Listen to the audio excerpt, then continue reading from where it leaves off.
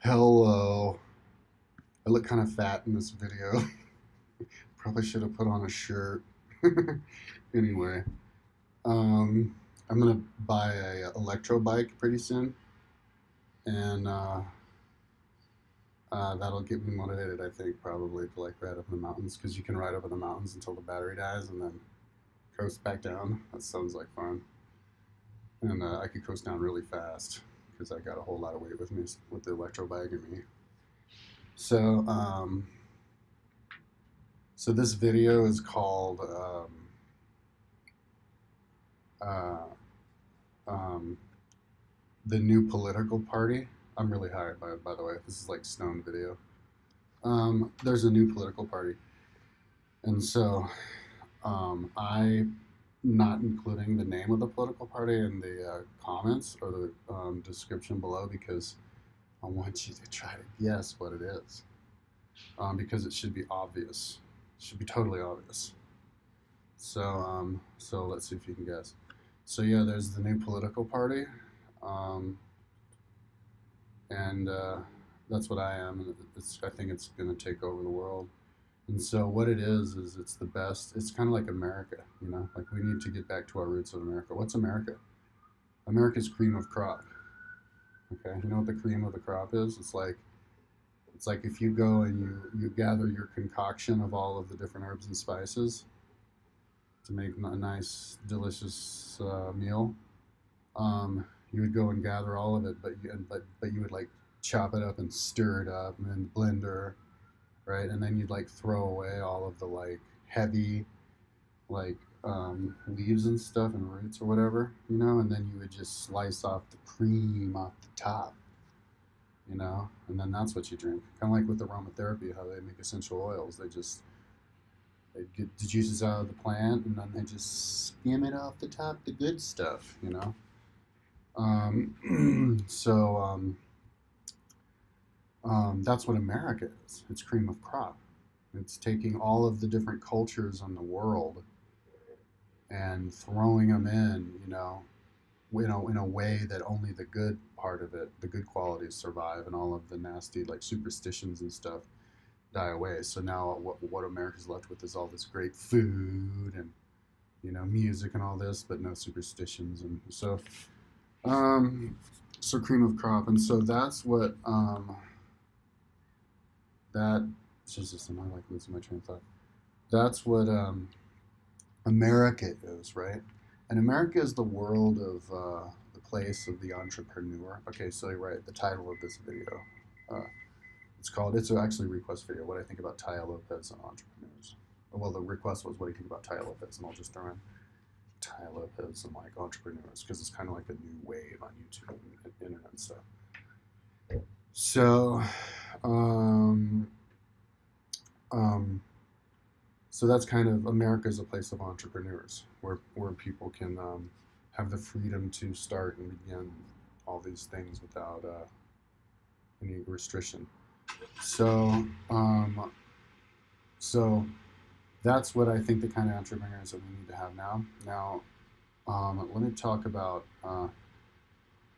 how I think the entrepreneurs of like today, like internet entrepreneurs like Tia Lopez, how those types of entrepreneurs can bridge the gap to like how they could morph in where they plug into the my future, like the utopian idea of an entrepreneur. So let me like talk about just different types of entrepreneurs, okay, and what an entrepreneur is.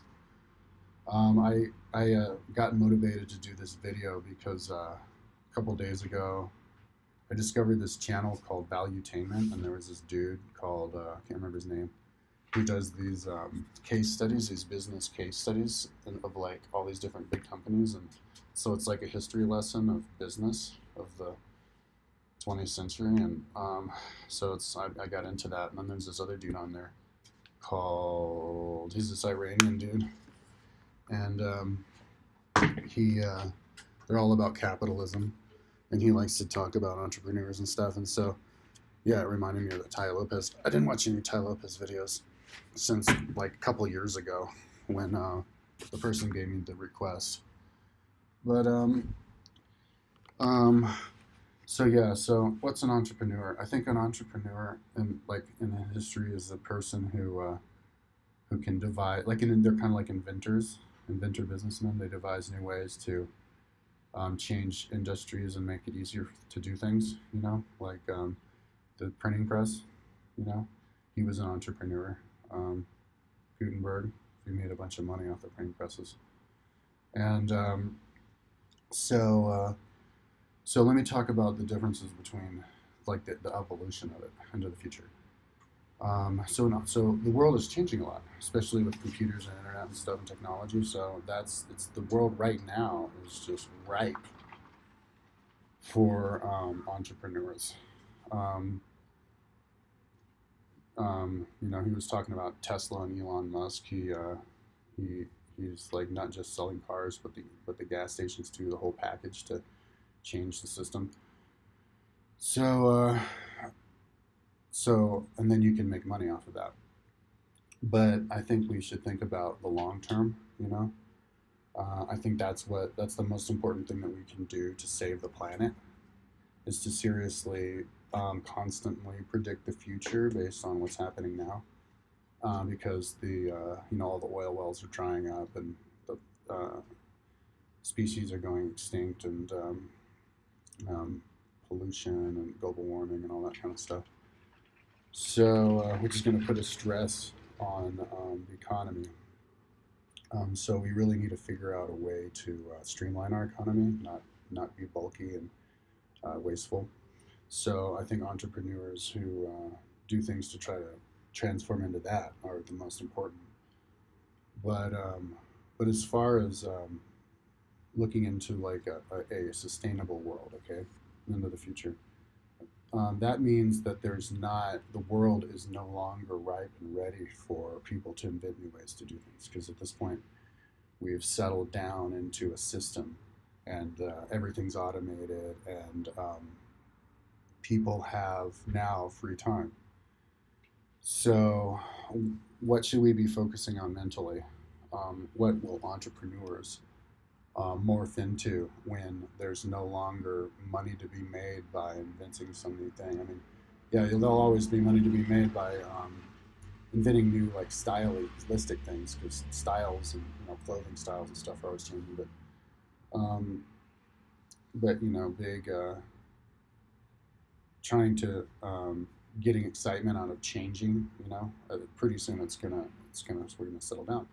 And so, where is all of our creative impulses going to have to channel into? And I say knowledge of the past because our history is such an interesting story, and and so it's so much fun to listen to and then to talk about, and it engages your brain and keeps you keeps you challenged to constantly learn more and more. There's always more to learn, and it keeps that competition field alive because now people can compete on like who's the best at explaining things in history or reciting history, or and then see that is the same exact thing as predicting the future. If you're a historian, then the next thing you're going to do is start predicting the future because it's like a continuous story. So then people can start competing with each other on. It can be basically become like the world pastime that we all do is predicting the future on everything. Not and for fun, lots of people maybe betting and stuff, but mainly just for your ego, just for to get your scorecard. And I think in the future, we'll all start believing in reincarnation. So we'll probably want to get a good like scorecard, a good report sheet for your lifetime, because you'll know that we'll have the technology in the future to be able to find out who you were in the past. And so you look at your lifetime as as just another day at the office. And I think that would also take a lot of stress away from people getting depressed about death. And so instead of people having this like half glasses half empty mentality, like, oh, we're so mortal, you just die, you're only here for a second. It's like, you look at it glasses half full. It's like, oh no, you can remember your past lives and predict the future lives, so you're actually immortal. So and actually make you take your life more seriously. I think one problem with the world has always been atheism, where people don't believe in they believe that they just evaporate into nothing, so there's no point. So you have one life to live, so you might as well do whatever. That's kind of how people are in like in jobs. If you go to a job just to be there a few days, you're not going to care. But if it's an investment, like a career for the future, then you're going to get more take it more seriously and you do better jobs. So I think the entrepreneurs of the future, and like Tia Lopez talks about this. She says, read a book a day. So I think in the future, instead of doing like videos um, where he just waxes poetic about his all the little insights he has about business, and um, like owning things, because he has a philosophy that he has 5 houses and that's good. So and having lots of employees. So the entrepreneurs today have this pyramid mentality, and so they need to get out of it, because in order to make a lot of money, you need to make money off of other people. Like if you're just a house cleaner, you're only going to get house cleaner money. But if you own a fleet of house cleaners and you get a cut of them, then you're going to make a bunch of money. And so that's how people think with business. But when and it kind of makes sense when you're inventing things, but not when everything's settled. When it's all settled, it doesn't make sense, because you don't need super smart people who only know how to work something that everybody knows how it works. You know what I mean? So at that point, there can't be any kind of a wealth discrepancy. Everybody has the same amount of money. It doesn't make any sense for anybody to have any more money than others, because nobody's smarter than anybody else, because jobs are so mundane, because it's all automated. Our system is settled down. The way that you set yourself apart is with your knowledge, and then we could set up a system where you could try to make money with that. People could they sell they speaking engagements or whatever. But I mean, when we have a strong economy, it doesn't really matter. There shouldn't be that much constriction. um, if you want to make enough money to do something fun like travel around. But yeah, or just selling a book, like how movies go. Somebody writes a new book, and for the first year, 5 years that it's out, you have to pay, and then make a whole bunch of money because everybody wants to read it because they have the money. And then after 5 years or whatever, or 75 years, how it is now, that's free.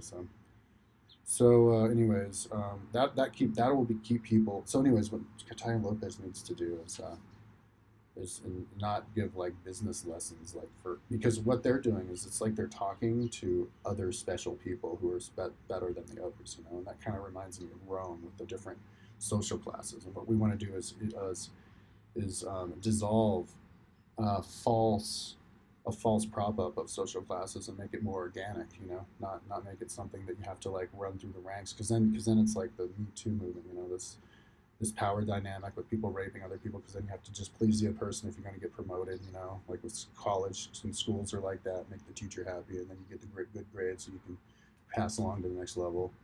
And like somebody brags that they're like first in their class. I was second in class, and it only means anything because there's lots of other people below you. If you were second in class out of 2 people, well, now you're the end of the class, right? So people need the pack fill. So we need to get out of the society where there's no pack fill. You don't have to be a pack fill, like where they lure you into college. Like they're like, oh, our college sucks. Nobody wants to go to college, but come to our college or whatever. And then you go there, and all of a sudden they're like, you're not good enough for this college. We're going to kick you out. It's like this power trip. So the only way to, we need to focus on making it so that everybody's on a level playing field, just like you are physically. God made us all level on a playing field physically, with our minds and our bodies. So we need to keep it so that it stays like that.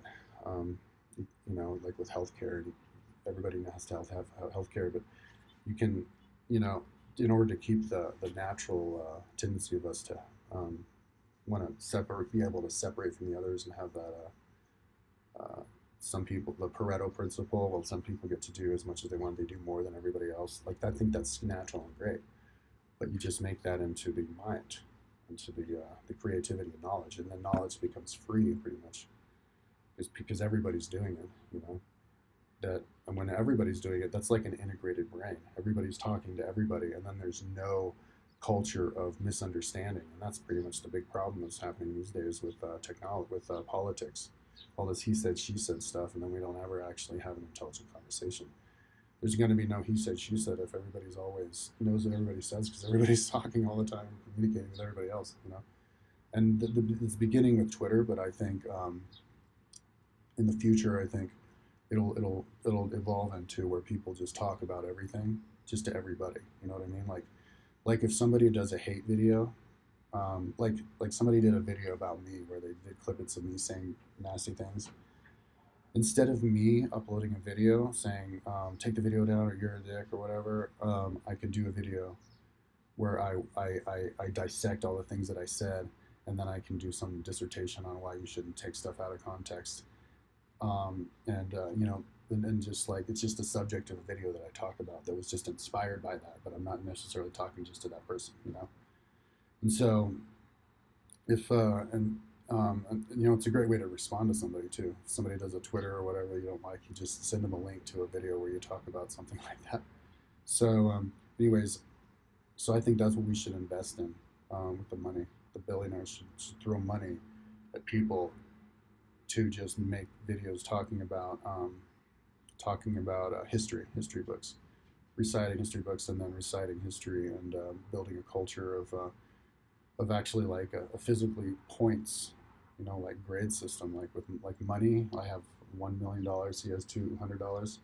You can have actually points like I scored this much on this test. I have my random test where it just gives you like 0 to 200 numbers, and then if it says 152, that would be like the 1500s, and so you have to like you have 1 minute to talk about what you remember about the 1500s, and you do that for an hour, and you do some decade per minute, and then so at the end, and you do that like every 2 weeks, and then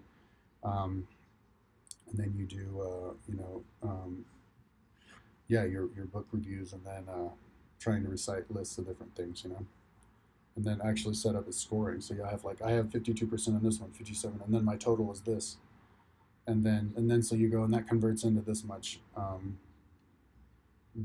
like social clout, you know, which and but as far as making money, I don't think people should. There's no reason to make more money if we actually live. You know, just because think about the future. I'm talking about long term. Everything's automated, and then all we're doing is riding our bikes, or running or swimming or something, or maybe like doing artwork, you know, and listening to a book, and at the end you talk about it, you know. So, but we need to invest in that and people who actually pump it out because it's getting we can't get it started. It's like a fire that we can't get kick-started. You know, like Tia Lopez goes, yeah, I read a book a day, but then he doesn't do any videos of his book review. I don't think he's done a well. When I looked last time, he didn't have a single book review. Like if you read a book, couldn't you do like a book review, you know? And then if it's a book a day, could you do a book review a day? It's like, let's do it now. Let's all do it. Only let's pay somebody, pay people to do it, to make it happen. Because everybody talks about it. You know, like somebody's like, CEOs read 60 books a day. It's like, here, let me talk to you about my list of books. Like that guy on the Valuetainment had his list of books, but he only had like a synopsis of like, you know, a couple of sentences, and then he moved on to the next book. Imagine if it's like you read the book. Imagine if you talked about it for 20 minutes or something like that, you know? Like you actually dissect the entire book. And instead, you know, and instead of spending that time, like, you know, like talking about self-help type of stuff, motivational type of stuff, you know what I mean? Like you could spend the time with really making it, because if you do that motivational stuff, it's kind of like you can't compare, people can't compete on the same level on that, because if somebody else doesn't have business experience, what are they going to say? Like, um, um,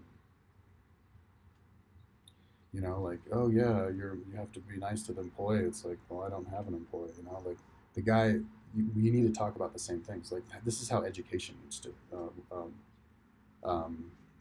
um, revolutionize. We have to. The teacher has to do the same thing as a student. Like if you like, I had a track. I was on the cross country team in high school, and our coach never ran.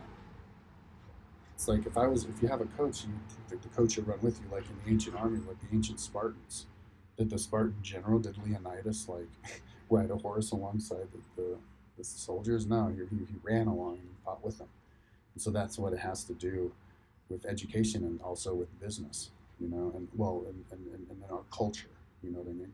So that so everybody's talking about the same thing. So instead of people talk less fluffy, whatever, random motivational stuff or self-help stuff, people are like, okay, I'm going to do this book and I'm going to talk about this book, and now you go, you talk about the same book, and let's see if you remember as many things, you know.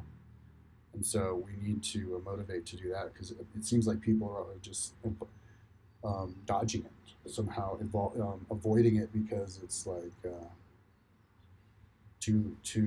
people are maybe our memories aren't developed enough because we haven't figured out how to memorize a book. I'm figuring out a way to memorize books where I have images of the book alongside of every like paragraph, so that you can have a visual idea of what the book actually physically looks like, so that whenever you're at a part in the book, you can help remember you where you were in the book, so that if you have to start a book like at random places, which I do a lot, dancing around between books, you can find your place again, with the help of the picture on the side of it, and like actually know physically where you're talking about by mixing Google Earth in with the book, like showing physically where the town was and how big it was and how far it was, where in this trip where they went and where it was, you know. Visuals help you a lot with memory, so you know you want to utilize everything. So yeah, it's possible to memorize a book. Once we realize that it's possible to memorize a book, even if you only listen to it, because you didn't take any time out of your day to listen to it. If you're like riding your bike the whole time, and then you memorize it, and it's fresh in your head, and then you talk about it, you can go easily for like 20-30 minutes, and that's the book.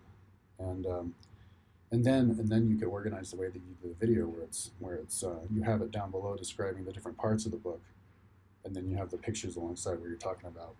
Um, People can just watch your video, and then they can skip to parts that they want to hear really quickly, and they don't have to like sit through your whole 20 minutes.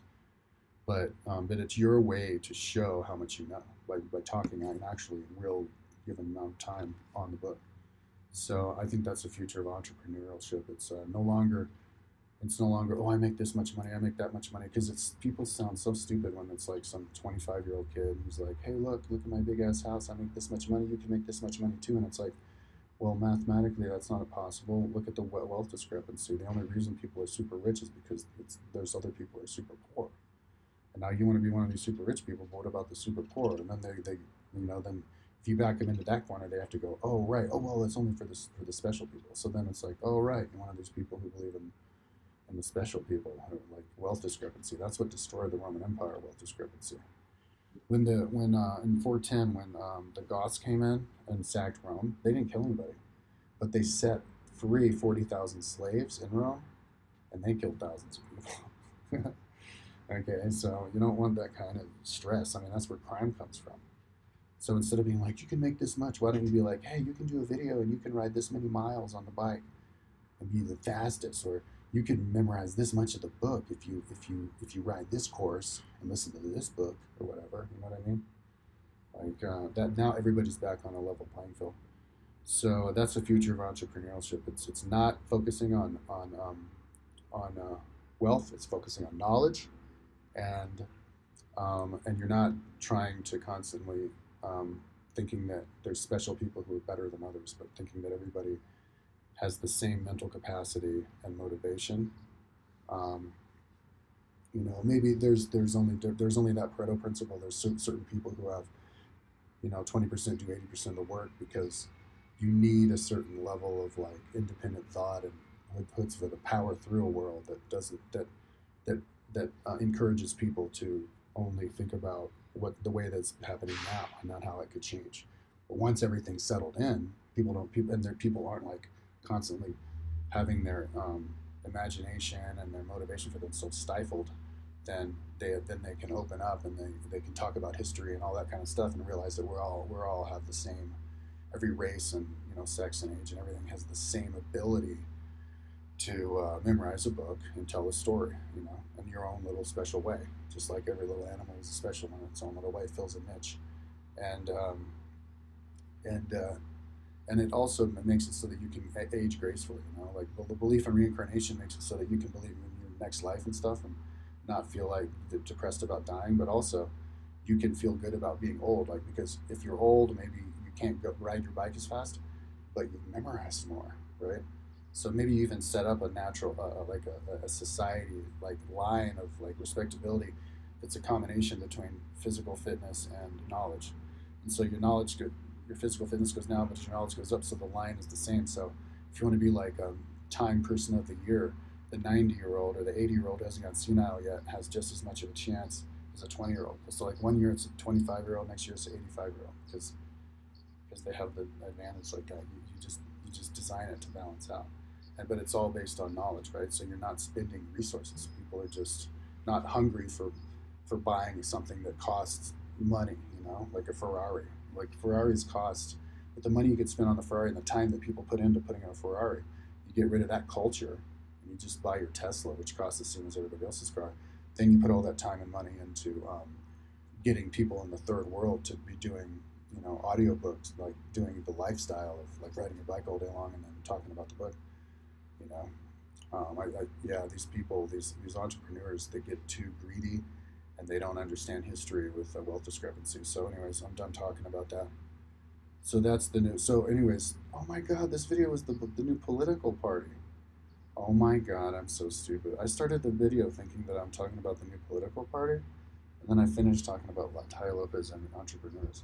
So, but there has to be a new political party, right? So any good political politician, an entrepreneur or whatever, they always invent their new political party. Thomas Jefferson, new political party. The what was it? The Federalists. Theodore Roosevelt started his own political party. I can't remember what they were called. Um, and so, and now you have like the Libertarians. They try to start their political party. So we need the obvious political party is you have to become centrist to make everybody happy. When we live in a world that is level playing field, just like how God made us all physically and mentally level. We have it all with the money and everything. Then you don't. There's not going to be so many extremes. I think with the us versus the them, because we're all going to understand. The only reason there's us versus them is because we're not understanding and communicating.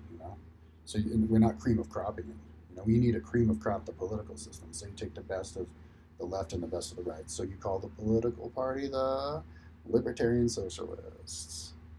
That's a new political party, the Libertarian Socialists. You're libertarian, you fuck the government, get rid of government schools. So you don't pay any money on government schools, you put the money in to just give the money, give the cash straight up to the kids so they can ride their bikes all day long with their coaches, their parents who ride with them and then talk them about the book and stuff. And then so there's no government.